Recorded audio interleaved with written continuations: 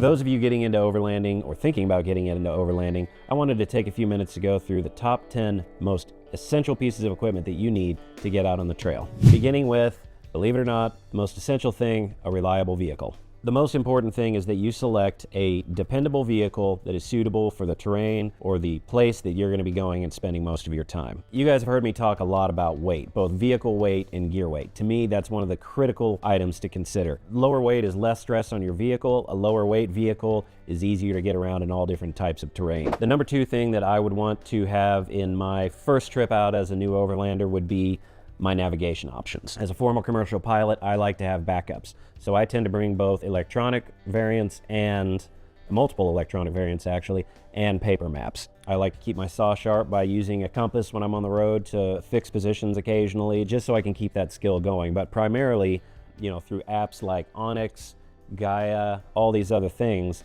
I can carry a duplicate set of maps both on my iPad, on my phone, all downloaded of course, and also on my Garmin that I use. All right, the third thing that you're gonna need is some type of shelter. If you're new to overlanding, I'm sure you see them all over the place. People drive around with rooftop tents and roof racks on their vehicles. Those are nice, those are great. I enjoy them to some degree, but they by no means are necessary. For me, I go back and forth. If you're a dog lover and you have your best friend with you, I have a Newfoundland and getting that thing in and out of a rooftop tent just isn't going to be possible. So for me, if I'm taking him with me, a ground tent is kind of where it's at. But the main point is that you need to have some kind of shelter where you can get in and out of the elements that's not just your car. Particularly if your car becomes disabled, you have to leave it, or otherwise it's submerged, which can happen. I can tell you from firsthand experience, easier than you think it can. And you'd like to be able to get a shelter out if you need to have access to it that's not affixed to your car. So even if you have a rooftop tent, I would highly recommend bringing a ground tent. But for families, for multiple pets, a lot of gear you want to keep inside out of the elements, a ground tent is a great way to overland. And I did it for years before I had a rooftop tent and absolutely loved it. All right, the fourth thing that you're going to need for getting started on overlanding is some kind of recovery equipment, particularly if you're planning on going off-road. But even if you're just planning on going to remote roads as well, in a rainstorm, some of the gravel, especially out west, can get very slippery.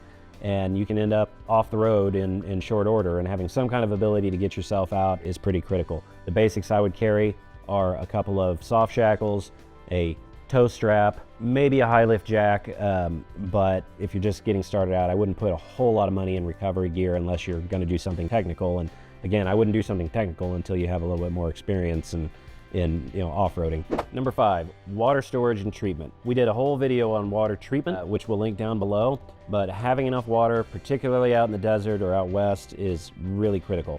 Again, that does not mean that you need to actually carry enough water for the entire trip, but you do need the ability to make potable, clean, safe drinking water to be the equivalent of how much you need per day while you're gone. And the average on that is about 3 gallons a day, and that's for everything. That's drinking, washing, cooking, all of that. Now, of course, there's a lot of variables in there that can affect how much you should bring above or below that average. If you're going out west, for example, think Moab, think anywhere in Arizona, Nevada. If you are there during the dry season, you probably will need to carry almost as much water as you're going to need for the entire trip, unless you can identify a stable and secure water source that will be there 12 months out of the year, like a large river or something like that. There is nothing wrong with going and buying those 1 gallon Ozarka bottles at the grocery store. Those are an absolute worthwhile substitute for spending hundreds of dollars on a Spectre can or something like that, which is something a lot of people do. I do. I find the value in that, and getting the big 20-liter Jerry or Scepter cans or whatever you want to call them, and affixing them to the outside of the vehicle. To me it's worth it because we're out on the road a lot, and I like the durability. Second only to water, if you want to enjoy yourself out there, you probably better bring something to eat. Food safety is a critical thing when you're out, especially if you're going to be out in the summer or out in desert climates, things like that. Food can get really hot really fast, and heat and food breed bacteria and all sorts of things that are going to cause you some gastrointestinal distress. And again, highly dependent on what you're willing to invest. We have the option either of coolers or of 12-volt refrigerators. I've, in recent years, kind of just started carrying a hybrid. Keep my beer on ice, my food in my 12-volt refrigerator. They take up a lot of space in the back of the vehicle, so prepare yourself for that in your packing sequence. But really, there is nothing that replaces the stability of a Dometic or ARB 12-volt refrigerator. They can keep your food consistently cool. They don't use a lot of power. In vehicles with dual battery systems like the Grenadier, you can keep a thing running all night and still have plenty of juice to start your vehicle the next morning. In terms of cooking your food, again, a video that I'm gonna do on this shortly on the particular, the different kind of stoves that you can get, but buying something that is relatively compact, used for backpacking or something like that, is great for short trips with a few people.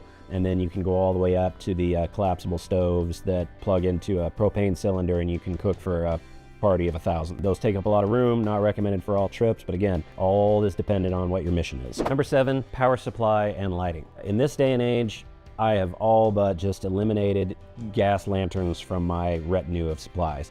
There's just so much made now with LED lights that with a good power cube and a good set of LED lights, you'll be able to get all the power you need for your devices and be able to illuminate your entire campsite with or without a fire in the mix. But it all starts with power. Jackery's a good brand, Goal Zero is a good brand, a lot of off brands out there. Battery technology is such that you're probably gonna get a lot of the same internal components in a lot of these batteries across price points. My discovery over the years has been there's not much difference in battery quality between those different power cubes.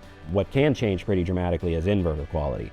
Brands like Jackery are, they're less expensive than Goal Zero, or at least they were, and their inverters were not as good early on, but they were definitely good enough for what 99% of us are going to do off-road. Number 8, first aid and emergency kit.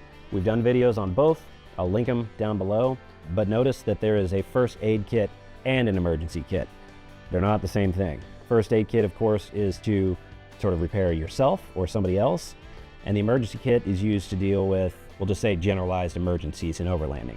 Go bag is another name that people use for it. Number 9, weather appropriate gear. Just like with shelter and sleeping bags, as we were talking, it's important to know where you're going and what kind of weather conditions you're gonna encounter when you select those things. The same goes for your personal clothing. Don't forget, cotton is rotten, cotton is death cloth. Unless you're gonna be out in the desert during the summer and you're certain it's not going to rain, I would avoid cotton. It just doesn't insulate the way the synthetics do. But before all of that, good weather gear starts with a weather radio or some other kind of way to be able to get local weather. All right, number 10, storage solutions. And this is where it really gets fun, because I love buying boxes and bags and stuff like that. I like to keep things in like boxes. I like to have things that I need to grab and go with, like recovery gear, our lunch box, our food box, things like that, close at hand so I can grab them and go with them. Things like bedding, extra water, extra food, stuff that can be buried and can stay buried.